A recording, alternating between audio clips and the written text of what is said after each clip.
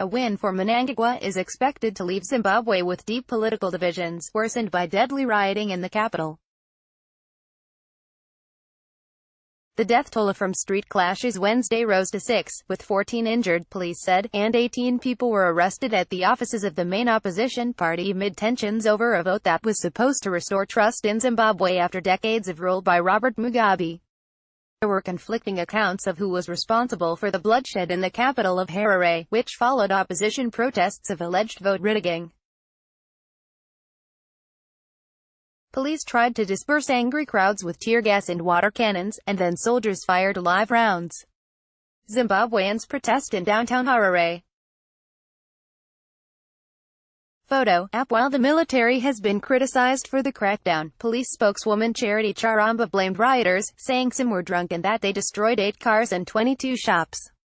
About 4,000 opposition supporters, some carrying iron bars and stones, were besieging downtown Harare, she said.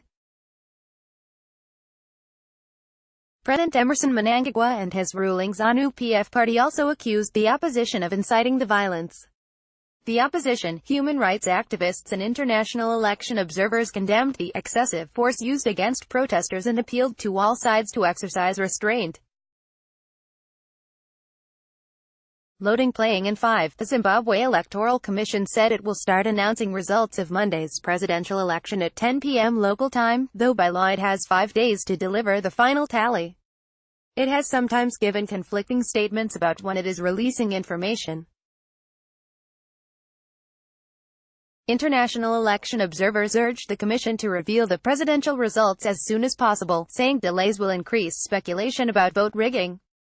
Meanwhile, police raided the Movement for Democratic Change party headquarters of the main opposition candidate, Nelson Chamisa.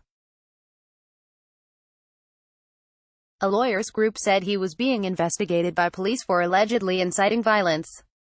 Zimbabweans' main opposition candidate Nelson Chamisa on August 2. Photo app. Chamisa, opposition politician Tendai Biti and several others are suspected of the crimes of possession of dangerous weapons and public violence, according to a copy of a search warrant, which was seen by the Associated Press. The warrant authorizes police to search for and confiscate any evidence as part of their investigation. The authenticity of the warrant was confirmed by Kumbarai Mafunda, a spokesman for Zimbabwe Lawyers for Human Rights. Chamisa, however, said the police who raided his headquarters and seized computers were looking for what he called evidence of vote rigging.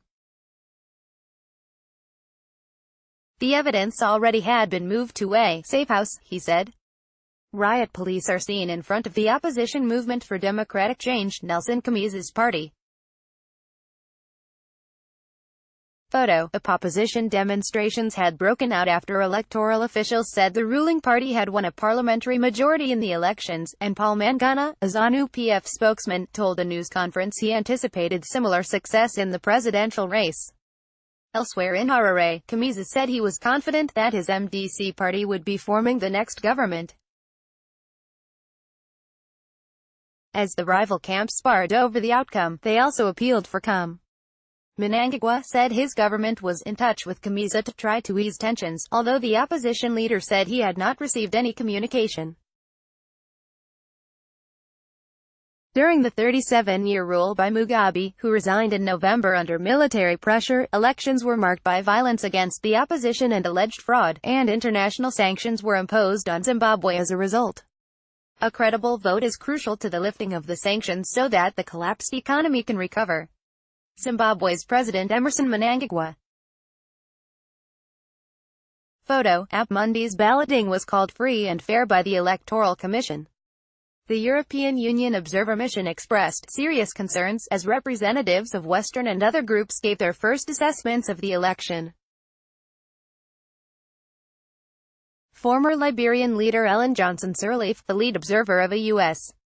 monitoring mission, also had expressed concern about delays in announcing results, saying that the longer it went on, the more it calls into question the population's confidence in the election process. Mnangagwa, who is close to the military, called for an independent investigation into the riots, saying those responsible should be identified and brought to justice. The military deployment was the first time that soldiers had appeared in the streets of the capital since Mugabe's resignation. At that time, thousands of jubilant residents welcomed their presence. Some Harare residents expressed frustration and exhaustion at the violence. "We are a peaceful nation," said 29-year-old Cephas Gavanga. "We don't deserve the death we saw." AP.